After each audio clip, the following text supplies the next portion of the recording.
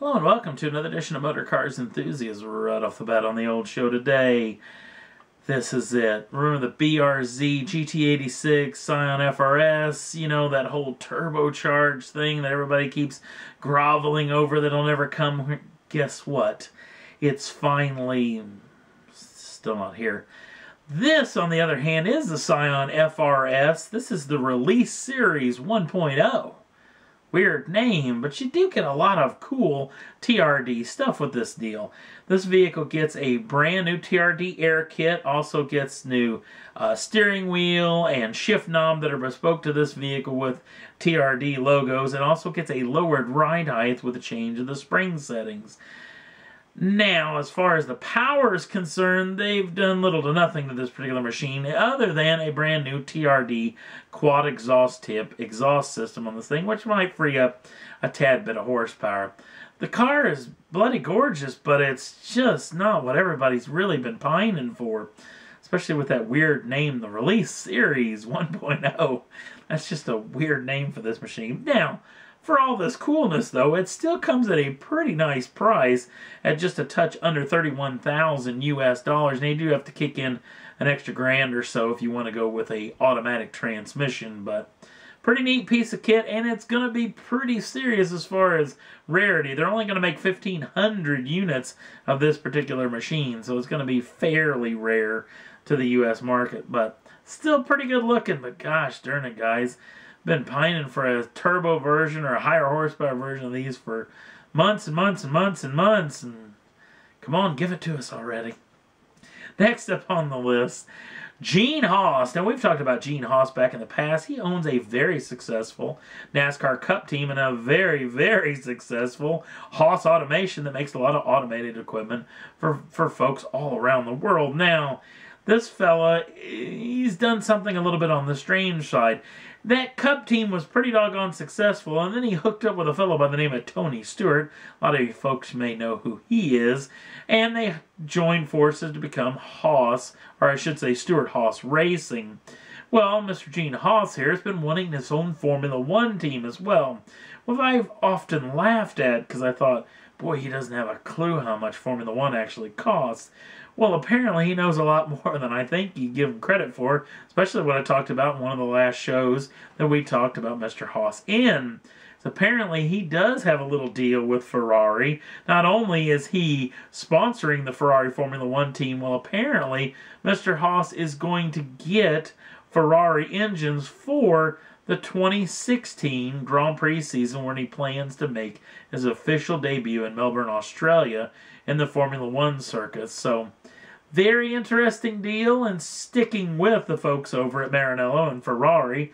Actually, over the past weekend, Ferrari was actually in action in Formula One at Monza, the spiritual home for Ferrari, actually being built in Maranello, but the closest big-time racetrack is Monza. And every year the Formula One circus gets there, and boy, the Ferrari faithful there, the Tifosi as they're known, are all there just frothing at the mouth, wanting Ferrari to win the race. Well, this whole season for Ferrari has been kind of soft. In fact, one of their drivers, Kimi Räikkönen, has actually already came out and said this will be his next to last year in Formula One, as 2015 will be his final year. Not for 100% sure if that's because Ferrari's been faltering a little bit.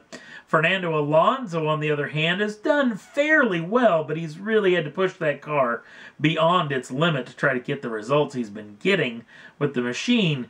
That being said, he's actually being courted by several Grand Prix teams, and he's actually looking into it fairly decently.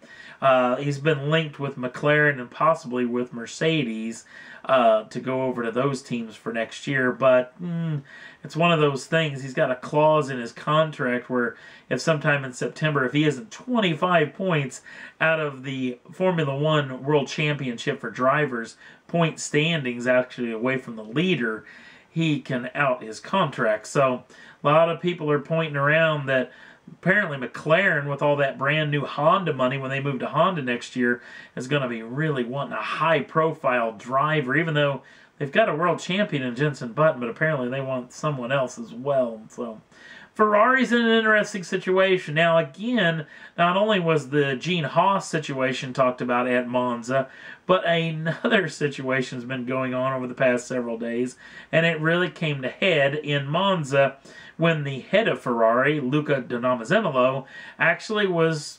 Well, there was a lot of rumors floating about that he was going to lose his job. Now, Mr. Monazemolo has actually had his job at Ferrari for, gosh darn, almost 20 years. So he's been around for a long, long time, and I think have done a very good job inside of the company, even though I'm not the biggest fan of the Mr. Monazemolo, mainly because of that whole deal with Michael Schumacher back in the day. But that being said, he's really tried to focus Ferrari on being a very bespoke brand, which has really got him in a little bit of trouble with the head of Fiat Chrysler, the actual head of Ferrari, or the ownership of Ferrari, which is Sergio Marchionne. Sergio Marchionne and Monazemolo have actually butted heads quite a bit. Monazemolo actually come in and claimed that he wanted Ferrari to only sell 7,000 units per year to try to keep them rare inside of the market. Marchionne wants them to go more mainstream, and apparently this deal has come to head over the past several days. Monazemolo actually was holding court in the Formula One Grand Prix at Monza and said, you know what, if I'm going to step down as the head of Ferrari, I get to make that decision. And apparently now that decision has been made, as Luca Di Namazemolo will be no longer the head of Ferrari. Now, I got a feeling a little bit more that he was pushed into getting out, is what I'm actually thinking. The Grand Prix team's been really floundering, and of course then butting heads over the production on Ferrari has been a big talking point between these two fellas. So apparently Sergio Marchionne will be over Ferrari for at least the next foreseeable future, till they maybe come up with a new person to be at the helm. You know, I could do it. No, I couldn't. I'm too stupid to actually do that particular deal. But weird situation. I really didn't think this was really going to come to a head. And I really didn't think Monazemolo was actually going to lose his gig. But apparently it's done now. And that's all there was that I thought was worth talking about for this edition of Motor Cars Enthusiasts. If you want to jump on over to the Facebook page, the link's down in the show notes. If you give us a like over there, we'd appreciate it. Also, if you want to subscribe to the channel, you can do so at any time. Get the first dibs on the brand new shows as soon as they come out. I thank you for watching, and we'll see you again real soon.